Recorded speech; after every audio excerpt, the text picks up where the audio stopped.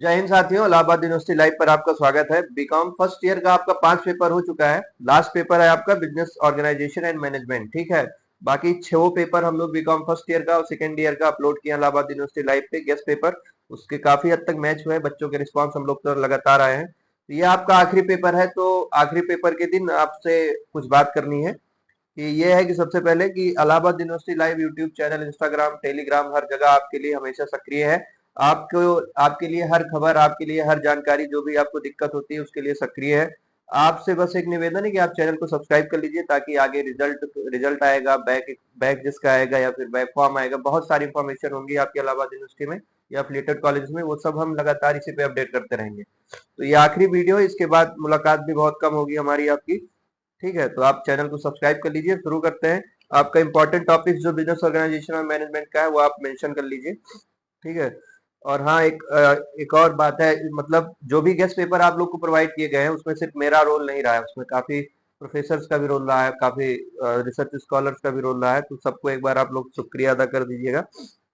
बाकी आप मेंशन करिए। पहला है आपका बिजनेस ऑर्गेनाइजेशन का इंट्रोडक्शन, अच्छे से तैयार करिएगा। इंट्रोडक्शन आपका हर एक क्वेश्चन के आंसर में थोड़ा थोड़ा अगर आप मेंशन करेंगे तो सब में चल जाएगा। ठीक है। बिजनेस ऑर्गेनाइजेशन एक ट्रिकी क्वेश्चन है, इसमें ट्रिकी क्वेश्चन आएंगे, ठीक है ना, मतलब थोड़ा सा घुमा के क्वेश्चन आएंगे, ऐसे डायरेक्ट नहीं। थ्योरेटिकल सब्जेक्ट तो है पर ऐसे डायरेक्ट आंसर नहीं करना है।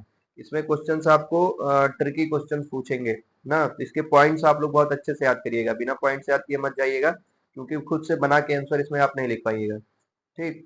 तो इंट्रोडक्शन आप बढ़िया से पढ़ना है बिजनेस ऑर्गेनाइजेशन में। और उसके बाद जो है इवोल्यूशन ऑफ मैनेजमेंट थॉट। ठीक।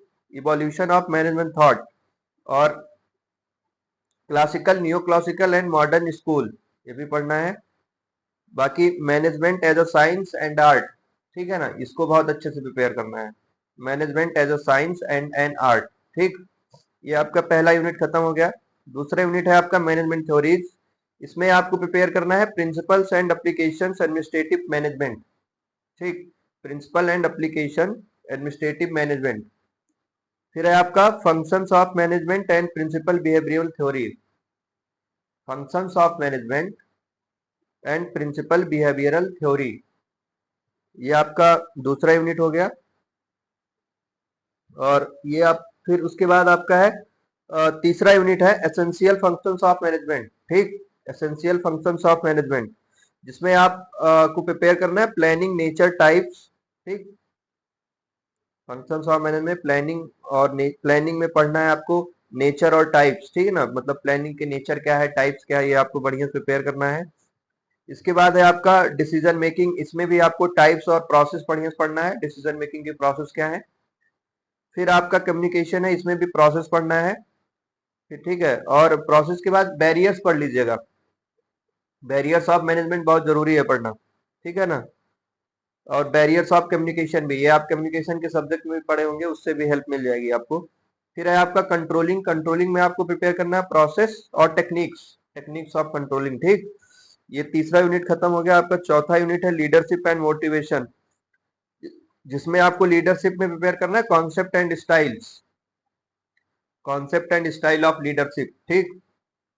फिर है मास्लो नीड हायरार्की थ्योरी। ठीक। मैस्लो नीड हायरार्की थ्योरी और हर्ट्जबर्ग टू फैक्टर्स थ्योरी, ये दोनों प्रिपेयर कर लेना थ्योरी। हायरार्की थ्योरी मतलब आई है पहले भी। फिर है ऑर्गेनाइजेशन ऑफ बिजनेस, ये आपका पांचवा यूनिट है। इसमें आपको देखना है components and objective of business, component and objective of business. ठीक। फिर है ownership forms, proprietary and corporate, ये हो गया आपका पांचवा यूनिट खत्म। फिर है आपका छठा यूनिट।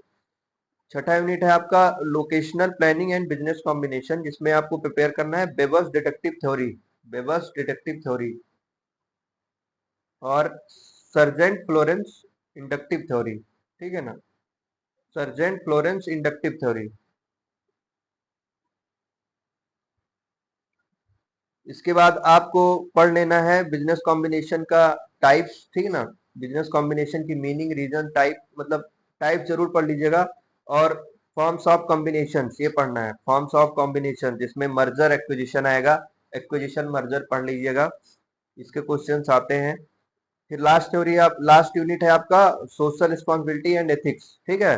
जिसमें आपको प्रिपेयर करना है सोशल रिस्पॉन्सिबिलिटी ऑफ बिजनेस। इसको बढ़िया से पढ़ लेना, ये बड़ा क्वेश्चन आ सकता है इसमें, ठीक है ना। सोशल रिस्पॉन्सिबिलिटी ऑफ बिजनेस, और बिजनेस एथिक्स पढ़ लीजिएगा। डिसीजन मेकिंग फ्रेमवर्क पढ़ लीजिएगा। इसके बाद है आउटसोर्सिंग। आउटसोर्सिंग पूरा अच्छे से पढ़ना है, कॉन्सेप्ट, उसके बेनिफिट्स, रिस्क, बस खत्म। ये आपके 7 यूनिट है, सातों के इंपॉर्टेंट क्वेश्चन बता दिया गया बीकॉम फर्स्ट ईयर के बिजनेस ऑर्गेनाइजेशन का। बिजनेस ऑर्गेनाइजेशन का जो पेपर आएगा वो थोड़ा सा ट्रिकी आएगा, मतलब ऐसे नहीं है कि कुछ भी लिख लिख के आ जाइएगा, ठीक है ना। इसमें आप पॉइंट्स वाइज बढ़िया से प्रिपेयर करके तब लिखना है। बाकी thank you and best of luck for your exam. बाकी रिजल्ट आएगा या फिर जो भी अपडेट होंगी आपकी, वो सब इसी चैनल पे आपको लगातार अपडेट किया जाएगा समय से पहले। इतना समय से पहले कि यूनिवर्सिटी के ऑफिशियल वेबसाइट पे आने के पहले ही हम लोग बता देंगे कब आएगा रिजल्ट, कैसे आएगा। ठीक है, तो आप चैनल को सब्सक्राइब कर लीजिएगा। Thank you.